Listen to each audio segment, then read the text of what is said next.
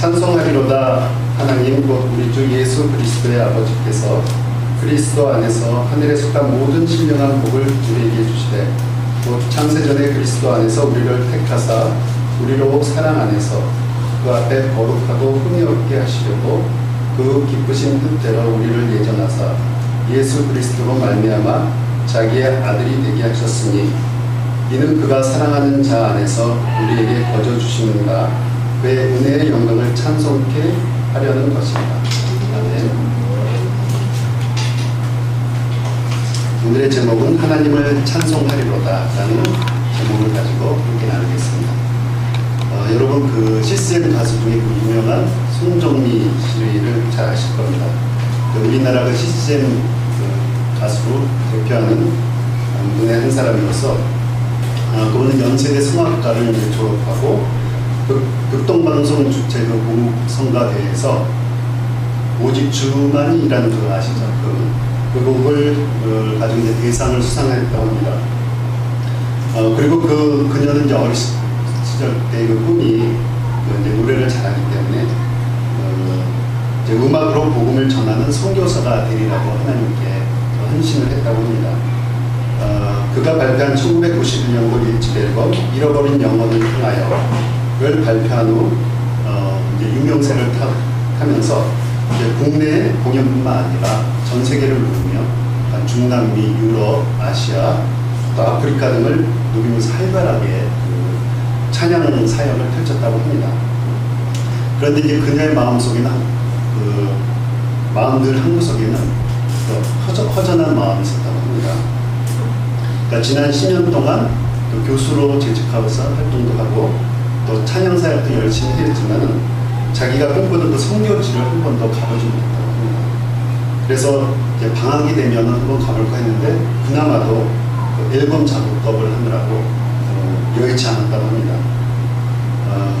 그래서 근데 이제 어느 날 우연히 남편을 따라 아프리카를 가게 되었다고 합니다. 그 아프리카에서 그 한국에 있는 선교사님들의 어떤 세미나 모임에 참석을 했다고 합니다.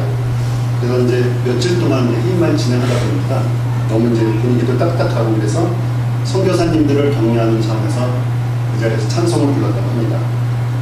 그 찬송을 부르는데 선교사들이 서로 부둥켜 안고 울면서 새 힘을 얻었고 아주 기뻐했다고 합니다. 그리고 또 한 번은 이제 러시아 영사 초청으로 러시아에 이제 가서 러시아 선교사 모임이 있었는데 거기에 참석했다고 합니다. 근데 이제 모임이 좀 이렇게 좀 딱딱했고 사람들끼리 냉랭했다고 합니다. 선교사들끼리 서로 뭐라 그럴까 서로 사랑도 별로 없어 보이고 분위기가 그래서 거기서도 이제 축복성을 한번 불렀다고 합니다. 그러니까 그 축복성을 들은 선교사 가정들이 눈물을 흘리고 같이 따라 부르면서 서로 같이 부둥켜 안고 화합하는 그런 자리가 되었다고 합니다. 그래서 이제 그녀는 그 경험을 통해 간증을 하게 됐습니다. 내가 있을 자리는 이 최전방 땅끝 사역지에서 절박하게 복음을 전하는 선교사들을 만나고 많은 것을 느꼈다고 합니다. 그래서 그들과 함께 부르는 찬양 속에 주님이 임재하셨고 그 다음에 그 많은 선교사님들이 회복되는 역사가 있었다고 합니다. 그래서 생각하기를 바로 내가 있어야 할 자리가 바로 이런 곳이다. 그러면서 그녀는 그 순실대 음악학원 음악 교수 자리를 내려놓고 한 손에는 복음, 한 손에는 노래를 가지고 땅끝까지 복음을 전했다고 합니다. 그러면서 다시 고백하기를 사람이 불러주면 가는 곳은 가수가 하는 역할이지만 하나님이 불러서 달려가는 곳은 바로 사역자가 하는 것이다. 이렇게 고백을 하면서 나의 희망의 종착역은 바로 땅끝 선교지이고 그것에서 하나님을 높이는 것이다 라고 이렇게 고백을 했습니다. 그러면서 마땅히 하나님을 찬송하는 것이 우리들의 의무이며 또 진정한 사역자의 모습이 아닌가라고 이렇게 고백을 했습니다. 참고로 그 우리나라 성가대가 기원이 어떻게 됐냐면은 성가대 그 창시자가 누구냐면은 그 선교사 오우리 선교사라고 합니다. 그분은 이제 평양 그 유명한 장대영 교회에서 최초로 성가대를 조직하고 최초로 사부합창단을 구성해서 훈련을 시키고 최초로 이제 교회 성가대를 만들었다고 합니다. 그리고 또 최초로 밴드부를 조직해서 우리나라 기업 발전의 기초를 쌓았고, 그 멤버 가운데 또 유명한 사람이 있는데, 여러분도 잘 아시는 현재명, 또 박태준, 김세영, 김동진, 이분들이 그거 출신, 그분한테서 배운 수제자라고 합니다. 그래서 장대영 교회 그 성가대원 중에 김인식이라는 분이 있었는데, 그분은 이제 서울로 이제 건너와서 성가 합창단을 또 조직을 하고 또 거기서 많은 공헌을 했다고 합니다. 그리고 우리나라 최초로 경선 합창단, 일반 합창단인데 경선 합창단을 또 창단을 했다고 합니다. 그래서 우리나라의 그 합창단을 만든 일에 한국교회가 지대한 공을 세웠다고 합니다. 우리나라 그 최초의 그 서울에 있는 세문안교회에서 그 성가대를 조직해서 세계적인 성가대를 많이 대출했다고 합니다.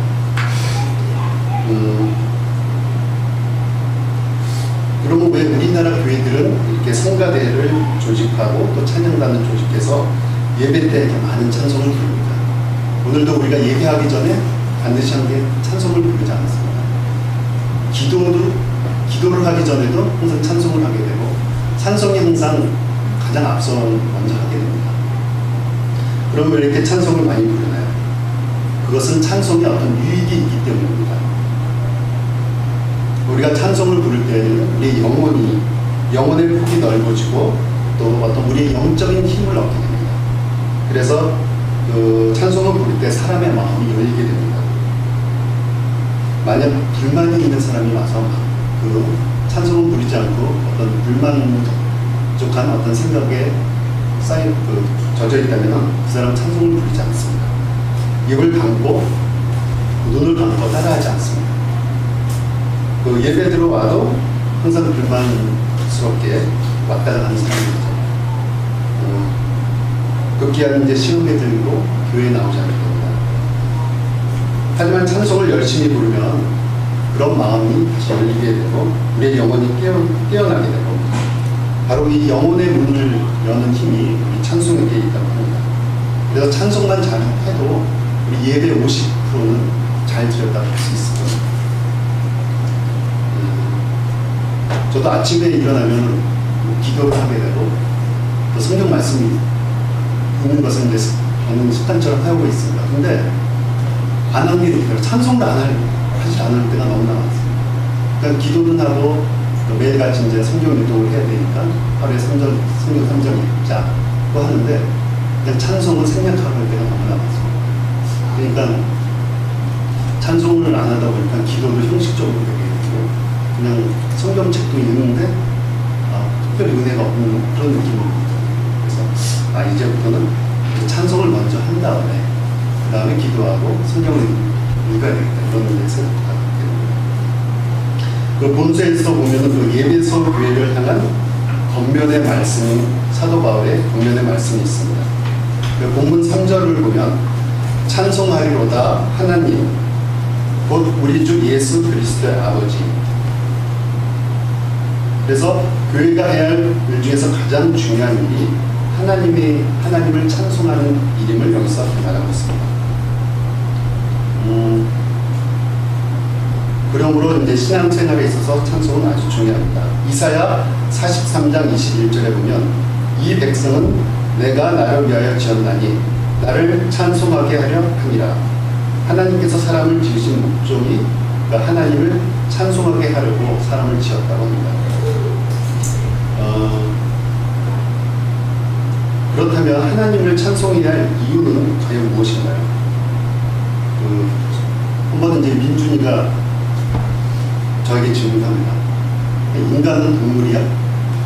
그래서 아니야, 동물은 아니고 동물은 따로 있고 인간은 또 따로 있어. 그래서 그 동물이라고 하는 거는 그 이제 동물 학자들이 인간이 이제 포유동물이니까 그 포유동물에 속한 거야. 그러더니 막 지난번에는 인간이 막 동물이라고 하지 않았어? 막 그러면서 막 나 따지고 그랬었는데 근데 인간하고 놀면서 저는 이제 그냥 대충 이제 말을 끝내줬는데, 인간만이 하나님을 찬송할 수 있잖아요. 그 인간이 태어날 때에서 갓난아기는 반드시 앵앵하고 울면서 태어납니다. 울지 않을 만큼 억지라도 때려서 울잖아요. 다른 동물 중에 그렇게 우는 동물이 없잖아요. 그렇게 큰 소리로 뭐 그냥 끙끙대기는 하지만은 저는 그 우는 소리가 인간이 태어나서부터 슬퍼서 우는 것도 아니고 내가 보기에는 그게 참 어떤 인간으로서 하나님을 손에 태어나자마자 감사해서 찬송하는 게 아닌가. 그 찬송은 애들은 이제 표시할 수 없으니까 우는 걸로 표시하지 않는가. 그래서 인간은 최초부터 이렇게 하나님을 찬송하는 존재였는데 지금에 와서는 이제 그게 많이 변질됐죠. 그래서 이제 본문으로 들어가면 우리가 하나님을 찬송해야 될 이유로서 첫 번째 흠이 없게 하시기 위해서 그렇다고 합니다. 그 가수 윤복희 씨 여러분 잘 아십니다. 그분이 어느 날 그 대구에서 이제 공연을 마치고 이제 전주로 가려고 새벽에 이제 차를 몰고 있는데 갑자기 이제 앞에 뭐가 나타났는지 급정거를 했대요. 그러면서 중앙 분리대를 들이받고 중앙 분리대를 넘어서 차가 이제 전복됐고 그래서 엄청난 큰 사고가 났는데 본인은 정신을 발전했다고 합니다. 그러면서 이제 갑자기 어떤 음성이 들리면서 복희야 많이 놀랬지? 안심해라. 이건 단순한 사고가 아니란다. 이런 음성이 들렸다고 합니다. 그러니까 주변에는 뭐 구급차고 뭐 견인차, 순찰차들이 막 와서 그 아수라장이었고 막 마치 전쟁터 같았었는데 그는 어떻게 이제 창문을 열고 나가고 비가 오는데 막 사람들이 이제 보고 윤복희다. 그 당시 이제 윤복희가 상당히 인기가 많이 갔어요. 사람들이 막 알아보고 윤복희다 그러는데 이제 윤복희는 그 자리에서 누워서 하나님께 이렇게 기도를 했다고 합니다.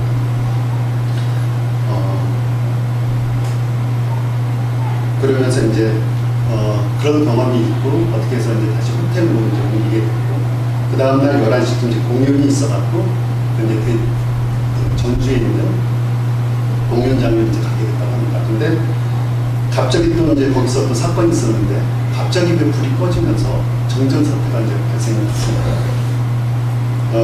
그러니까 이제 거기 있는 공연 관계자들이 막 이제 우왕좌왕하고 그러더니 거기 한 관계자 이럴 때 좀 그 오프닝 멘트로 이 분위기에 맞는 걸로 해서 좀 이렇게 얘기를 해주십시오. 해갖고 윤복희 씨한테 부탁을 했다고 합니다.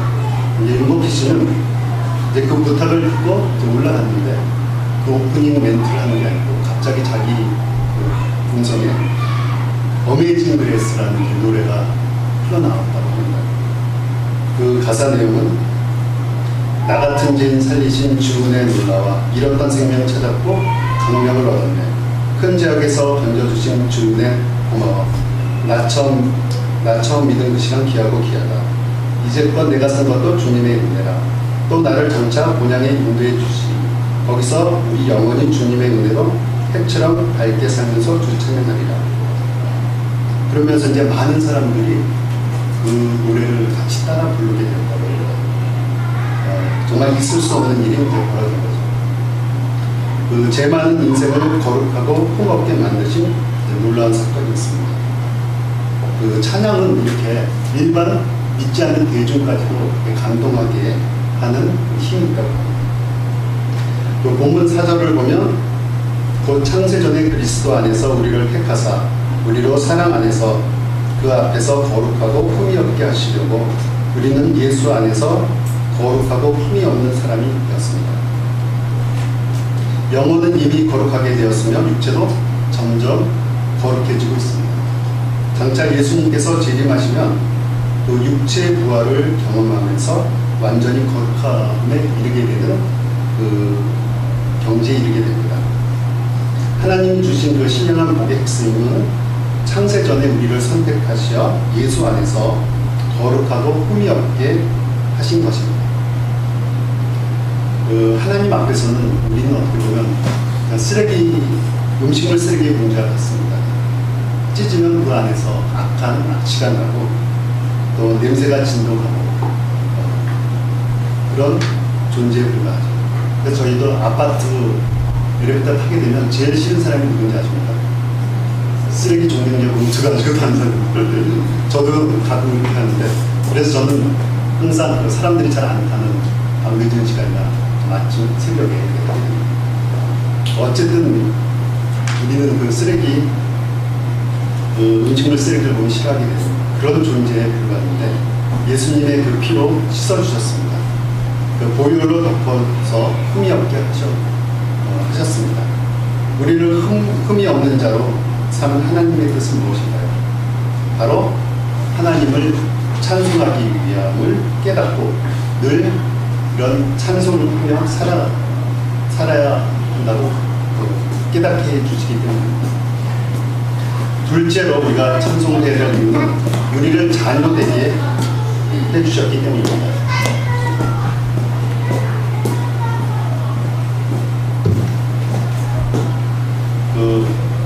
런던의 그 템플 교회 교인인 에밀 매틀러라는 사람이 어떤 식당을 경영하고 있었습니다. 그는 마음이 넉넉해서 돈을 받지 않고 사람들에게 거저 음식을 줬다고 합니다. 그리고 또 이렇게 어떤 기독교 단체가 와서 도와달라고 하면 거절하지 않고 상당한 액수로 돈을 기부했다고 합니다. 그래서 언젠가 한 선교단체에서 그 돈을 기부하려고, 선교단체에 돈을 기부하려고 현금 서랍을 열었는데 그 지폐와 동전 사이에 이만한 5cm, 15cm 정도 되는 못이 나왔다고 합니다. 그래서 그 선교단체에서 아니 그 못이 왜 그 지폐 안에 있습니까? 그랬더니 그분이 하는 얘기가 나를 구원하기 위해서 예수님께서 십자가에 지불하신 값과 그 때문에 내가 지금 빚을 잊지 않으려고 이것을 동감하게 넣어주었다고 합니다. 그 십자가를 진정 바라보고 산다면 우리가 비판은커녕 실망할 자격도 없는 죄인을 자녀로 삼아주신 하나님의 사랑을 깨닫게 될 것입니다. 그리고 하나님을 찬송하며 은혜를 베풀며 살게 될 것입니다. 그리고 본문 5절에 보면 그 기쁘신 뜻대로 우리를 예정하사 예수 그리스도로 말미암아 자기의 아들들이 되게 하셨으니 라고 되어 있습니다. 하나님께서는 창세 전에 우리를 자녀로 선택해 줬다는 그 놀라운 사실을 우리는 깨달아야 됩니다. 뿐만 아니라 끝까지 우리를 책임져 주시고 좋은 길로 인도해 주십니다. 바로 천국까지 인도해 주신 분이 이 아버지 하나님이십니다. 하나님 자녀의 권세를 주신 하나님은 하나님은 우리를 상속자로 삼아주셨습니다. 그래서 장차 영광스럽게 변화시켜 주실 것입니다. 그리고 하나님을 아버지라고 부르도록 허락하셨습니다. 그렇다면 자녀를 선택하시고 예정하신 하나님이 기대하신 것은 무엇입니까? 하나님을 찬송하기를 원하심을 믿으시기 바랍니다.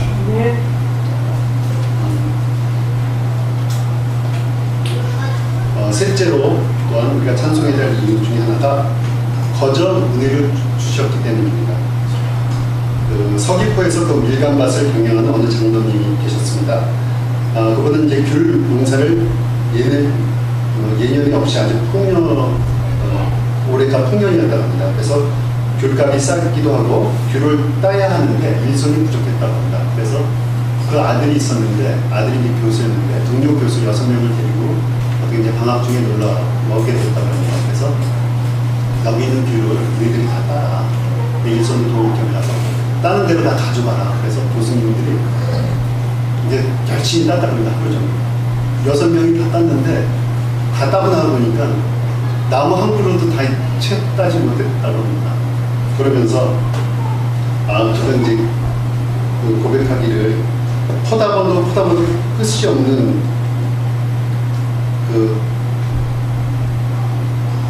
그러면서 이제 그 동료들끼리 이제 예수님을 얘기하면서 천국에 대해서 얘기를 했는데 이렇게 퍼다 봐도 끝이 없는 은혜의 자리 그리고 아무것도 한 것이 없이 그냥 빈손으로 누리게 되는 것이 이게 바로 천국이 아니냐 이렇게 얘기하면서 이제 서로 담소를 나눈다고 합니다. 그러니까 바로 천국이 이런 귤밭같이 우리가 가서 아무리 받아도 끝이 없는 그 은혜의 자리가 있는 게 천국이고 아마 그 귤밭을 농사하는 그분, 우리에게 거저주신 그 아버지라는 그 농사꾼은 하나님이 아니신가 이런 생각을 하게 됩니다. 물론 이 동료 교수의 고향집입니다. 그래서 이제 거저 주었기 때문에 이렇게 그 사람들이 이렇게 받았긴 하지만 바로 이렇게 하나님의 은혜는 거저 주시는 은혜입니다. 하나님은 우리에게 독생자 예수를 주셨습니다. 타락해서 소망을 잃어버린 우리들을 택하시고 구원의 은혜를 베푸셨습니다. 이것이 바로 거저 주신 은혜입니다. 아들을 죽이면서까지 우리에게 아무런 대가도 요구하시지 않으시고 거저 은혜를 주셨습니다. 이것이야말로 하나님을 찬송해야 될 중요한 이유 중에 하나일 것입니다. 본문 6절을 보면 이는 그가 사랑하시는 자 안에서 우리에게 거저 주시는 바 그의 은혜의 영광을 찬송하게 하려는 것이다. 하나님이 우리를 구원하신 목적은 거저 주시는 하나님의 은혜를 찬송하게 하려는 것입니다. 마땅히 하나님의 은혜를 기억해야 합니다. 은혜를 더 깨달아야 합니다.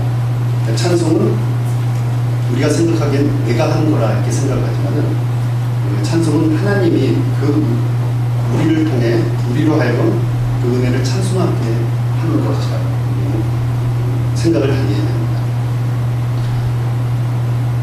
그 하나님이 거저 주신 은혜를 알고 찬송해야 합니다. 거룩한 하나님의 자녀가 되는 순간부터 하나님을 향한 찬송이 흘러나오게 됩니다. 우리 안에 하나님을 향한 찬송을 불어넣으셨기 때문입니다. 그리고 하나님의 자녀는 영원토록 하나님을 찬송하며 살아야 합니다. 찬송이 살아있으면 어떤 어려움도 이길 수 있습니다. 하나님과의 사랑의 관계를 맺고 있으면 하나님만 사랑해도 저절로 찬송이 나옵니다. 이렇게 살 때 가장 즐겁고 기쁠 것입니다. 하나님의 자녀됨을 누리며 찬송하기를 바랍니다. 심지어는 그 일반 사람들도 찬송이 아니라 일반 유행가를 부를 때도 기뻐하지 않습니까? 우리 보통 주민센터 가면은 아줌마들끼리만 모여서 어떤 가수가 나와서 노래 부를 때 그 할 때 막 너무나 그 아줌마들 기뻐하고 어떨 때는 뭐 자기가 쌓였던 모든 스트레스도 풀고 막 그런다고 합니다. 심지어 그런 유행가도 우리를 이렇게 기쁘게 하고 또 이렇게 긍정적인 효과를 주는 노래도 부르는데 우리가 찬송을 이렇게 부르지 않으면 좀 뭐가 배가 맞지 않는 그런 일입니다. 또 멀린 캐로더스라는 사람이 있었는데 그 사람은 이제 찬송 생활의 권능 파워 인 프레이즈라는 책을 썼는데 거기에 보면 그 정신지체 딸을 둔 부부 이야기가 나옵니다. 그 수년 동안 온갖 방법으로 딸을 치료하려고 했었지만 잘 치료가 되지 않았습니다. 그러던 중 우연히 캐로더스의 설교를 듣게 되었습니다. 역경 그 자체에 감사하시고 그런 역경을 주신 하나님을 찬송하십시오라는 그 내용을 듣고 그들은 바로 무릎을 꿇고 기도하기 시작했다고 합니다. 그러면서 사랑의 주님, 저희는 주님이 저희를 사랑하시는 것과 저희 딸을 저희보다 더 사랑하시고 계심을 알고 있습니다. 이해할 수는 없지만 딸에게 정신병이 있는 것으로 인해 주님께 감사합니다. 우리를 향한 당신의 사랑과 지혜에 감사 찬양을 드립니다. 라고 고백했습니다.